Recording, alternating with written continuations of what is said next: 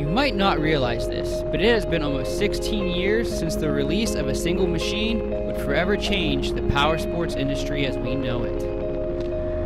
This machine, which was actually designed for military application and then later even marketed more towards the ranch hand, the farmer, this machine would soon capture the hearts and minds of many off-road enthusiasts around the world.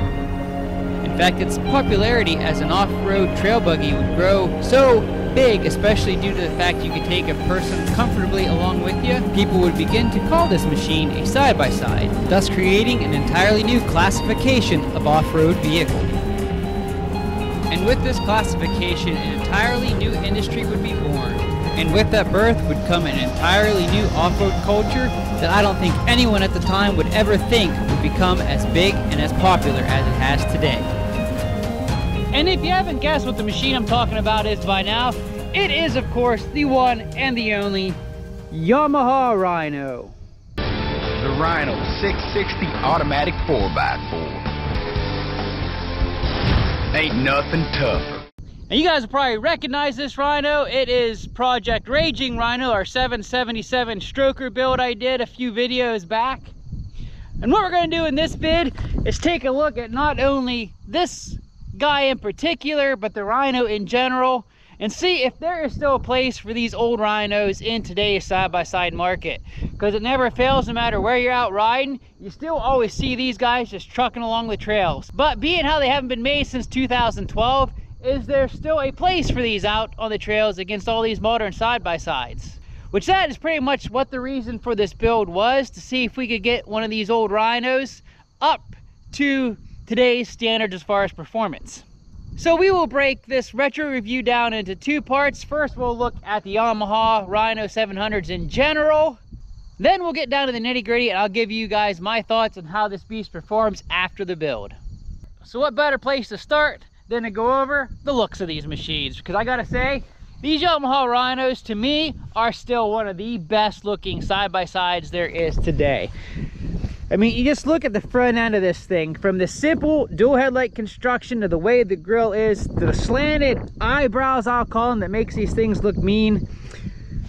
You come around here to the side profile, and unlike the Yamaha Wolverine that has this ginormous roll cage, which a lot of these side-by-sides have, comparatively, the front proportion is pretty much equal to the back proportion, and the roll bar is just sized nicely. It doesn't look out of whack. Everything looks well balanced, fits with the wheelbase well. And even when you come around here to the back, the proportions stick. Thought I heard a rattle. The proportions of these guys are just, I mean, there's a simplistic elegance to these old Rhinos that I still just absolutely love. I still think, even amidst all your KRXs, your YXZs, your Talons, Yamaha Rhinos are still one of the best looking side-by-sides out there. The proportions are just perfect. So moving on to the interior, this is unfortunately where the Yamaha Rhino does show its age. I mean, this is about as old-fashioned as you can get. We won't call it much more of a step than a John Deere Gator, basically. However, it's simple. Again, there's that simple elegance that comes with it. It's functional. The doors, although they may seem like a joke, you can see here from filming this review, I've got mud splattered all up over. They do a good job at protecting. And as far as entry and exit, the Yamaha Rhinos definitely surpasses the modern Wolverines as far as getting in and out of. Now, the older generation, the first generation 700 Wolverines had half doors just like this, which don't protect as well as the more modern Wolverine X2, X4 doors. However, I mean, it takes nothing to get in and out of this. You're not hitting against the steering wheel. You're not hitting against that side bolster the new Wolverines have.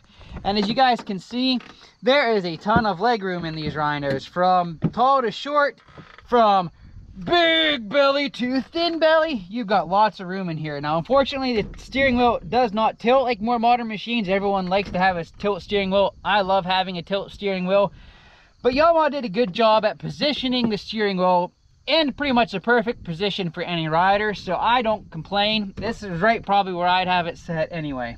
Of course, you have a plain Jane cluster here. Yamaha hasn't really changed this a whole lot. You get a little bit more information on the more modern Wolverines than you do these Rhinos. You got a glove box here, a couple little cup holders here. Of course, you got your parking brake, which is super nice to have and not just a park. And you got your gated shift lever, which in this old Rhino, it's a little war. It's a hard to find neutral, but that's just, again, this is an 8,000 mile Yamaha Rhino, 8,483 miles we have on it. So that can be expected. We still have yet to adjust this after the build. We need to do that. And surprisingly enough, even though I would call these seats, like again, John Gator seats or what you'd find in a garden tractor, I find these old Rhino seats surprisingly comfortable. I've put quite a few hours in Raging Rhino since we've built. My first side-by-side, which is probably the same for most of you, was an old Rhino 660. And I find these seats to be surprisingly comfortable for what they are. No, they're not high back. They're not got the big shoulder bolsters that keep you in, but they are comfy. They do a good job. I can ride comfortably in this machine all day and not complain. And the best thing I love about Yamahas, that was true with this old Rhino, that's still true today, is they do in fact still have the good old push button 4-wheel drive and push button diff lock. And you may call me old-fashioned, but I'm the kind of guy that I like to decide when I go into 4-wheel drive and don't let the machine decide. I like to be able to, when I'm in 2-wheel drive stuck, hit the button, hopefully get out, at least bore my way through a little bit more. If I don't get out, well then the machine's not saying, okay, I need to kick in the front diff. I'm able to flick the lever, hit the button, and now I'm in full diff lock, and I am able to control it myself. These modern machines have all this fancy. You got your Talons with the i4-wheel drive, you've got the Can-Ams with their smart lock. I just like to be able to hit the button myself, control it, and then when I'm done, flick it back to 2-wheel drive and continue down the trail. And of course, one of the nicest things about these Yamaha Rhinos, which is what they were designed for, is not only can you hit the trails, but they do have the dump bed, which makes it a multi-purpose vehicle. So this is, of course, Project Raging Rhino, and we've done quite a few upgrades to this, so let's talk about those now, and we will compare those to stock. Now, of course, on all 4 corners, we now have the Walker Evans shocks installed, which makes this thing ride absolutely like a dream. And if you've driven a stock Rhino, you know they're not the smoothest, but believe it or not, here on the country whoops going up the hill, I was able to hit it 30 with no problems. And even more impressive was on this trip down, I hit it a little over 40 miles an hour, and you can just see this Rhino soak these whoops up like they're nothing. And that is super impressive. Front shocks here just take so much of the impact out of the machine that you have no bump steer or any jerking from the bumps. And the rear soak up so well that it all but eliminates the rear bucking you have that can cause the rear end to want to scoot out from behind you. So, the biggest question that I know is going to be asked when considering an old side-by-side like this Rhino compared to new modern machines is how does it stack up as far as power? Well, the original Rhino 660s, although good and decent for torque, again, they were carbureted, power wasn't the greatest in those. They had some good get up and go down low, but fell off short. Now that saw an improvement with the introduction of the 700s and the switch to fuel injection. And they got a little snappier, they got a little more bump and horsepower and torque, but still, I wouldn't recommend them for going to some place like Silver Lakes and expecting to rip on the dunes. For a trail ride and buggy, they had plenty of power, and with the simple sheave upgrade, you can make these Rhinos into a pretty quick little buggy. And that is really where these old Rhinos shine, is their quickness in the woods. Their narrower wheelbase and their shorter wheelbase made them absolutely fun and capable trail monsters. They are so maneuverable in the thick woods that you can go pretty much anywhere.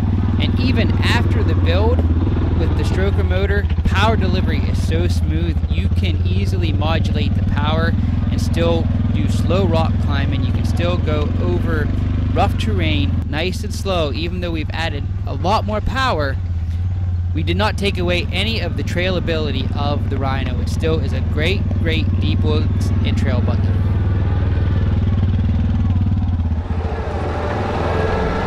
Despite not having power steering, although there are power steering kits now available in the aftermarket you can buy and install, When in two-wheel drive, the steering is still nice and light, even in rougher terrain. Now yes, this wheel will tend to want to get ripped out of your hand if you hit a bump the wrong way. Probably bump steer is the worst part of not having power steering in this guy.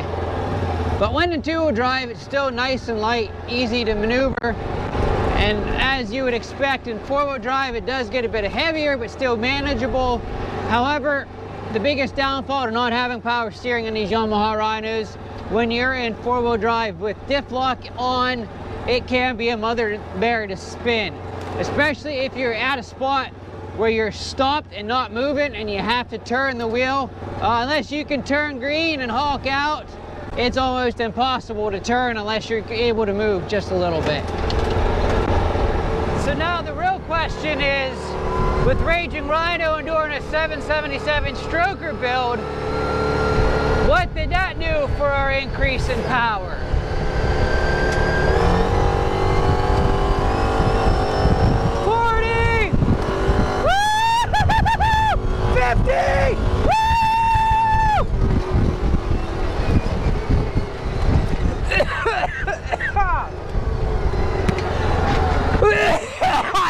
Bug. Well, I'd say it definitely ups the fun factor in this guy. In fact, with the 777 stroker build we've done in this guy, we've pretty much doubled the horsepower of this Rhino 700.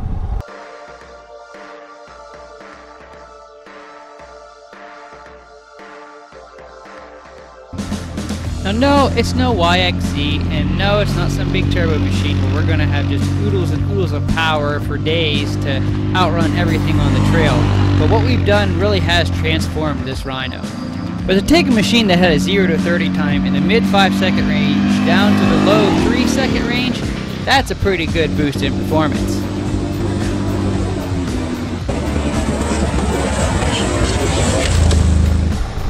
And I've even shown you guys on footage, this guy will now hang toe-to-toe with my Yamaha Wolverine X4, which has twice as many cylinders and comes from the factory with 69 crank horsepower. All right, who's calling it?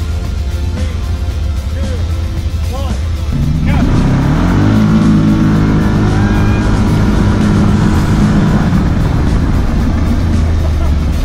And I will dare say that off the line, this guy might have a slight edge on the X4. 3, 2, 1, go!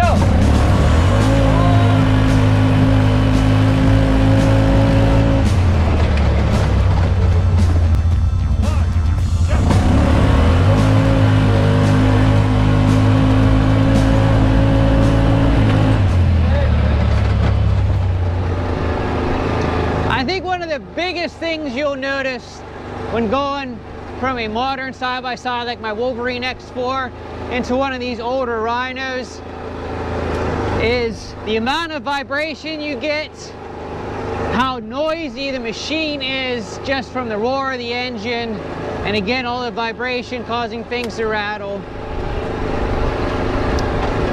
And of course is the dreaded issue of the cab heat. That's something you see complain about all the time about side-by-sides, is the cab heat. This guy, engine's pretty much right here underneath you, right on top of you, and you feel a pile of heat coming up between the seat, which is nice for warmer than you took us on a cold winter day, but in the hottest summer, you'd much rather not feel that. So to rate this on degree of loudness, the X4 is the quietest. On a scale from 1 to 10, probably give the X4 4. For loudness? Yeah. But that's only when you're screaming. Well, yeah, and I would have gotten a 3, but it is noticeably louder since I put that exhaust tip on. You get a lot more rumble from stock. the engine. Stock, probably a 3. Okay. This guy I have to give at least twice that 6 or 7. And what would you give the Can-Am? Can-Am Commander that Uncle Mike had, that we had for a while, would be like a 9, an 8 or 9. It was loud. Even wearing a helmet, you wanted earmuffs in. What about the General that we hear around? That's a Razor. That thing's loud. Is that a Razor? That's a Razor, yeah. That thing would wake you up at night. You can hear it 2 hills away. Yeah. Yeah. So that'd be a 9 maybe. But you're not in it, so you don't know. So again, the whole concept of the Project Raging Rhino build was to see if we could take an older side-by-side and get it to perform at least close to, if not on par, with more modern side-by-sides in its class. Case in point, the new Wolverines. And right off the bat, I'd say we definitely accomplished that goal. Now you may be watching this and thinking, why would you spend money, buy a machine, spend more money to put into the machine when you could just buy a machine that's better, already has the power we have after spending money, already has the handling we now have after spending money, right off the showroom floor. Well, don't forget, between the purchase price of the Rhino, all the parts we put into it, all the time we put into it, we still came out under than what you'd pay out the door for a new Yamaha Wolverine X2. So was it worth it? I think absolutely. Again, these old Rhinos is what changed the power sports industry into what we know it as today. I don't think without the introduction of this machine right here, we would have the modern machines we have today. We would not have your Talons, we would not have your new Wolverines, we would not have your KRXs, your YXZs, we would not have your new Yamaha RMAX 1000s coming out soon, which I'm super excited for. And yes, it's going to take a little time, it's going to take a little bit of money, but keeping these old Rhinos on the trail, as well as your older Terexes, your older Arctic Cats, whatever your pleasure may be, seeing those rip on the trails, you know, 10, 20, 30 years after production stopped, well, to me, that's definitely worth it. We've taken this old, this worn out Yamaha Rhino and turned it into a modern performer that can hang there on the trails with any other machine out there today. And to me, whether you think it's worth spending the money, the time to build it, to be able to keep these guys out here riding on the trails for our children, for our grandchildren, makes it all worth it in the end. And that's what the sport really should be about anyway. It's not about having the biggest, the baddest, the fastest, most modern side-by-side you can buy. It's about having a side-by-side you can get out there with your friends and families and make many fond memories for years to come. Thanks for watching, and until next time, keep on riding.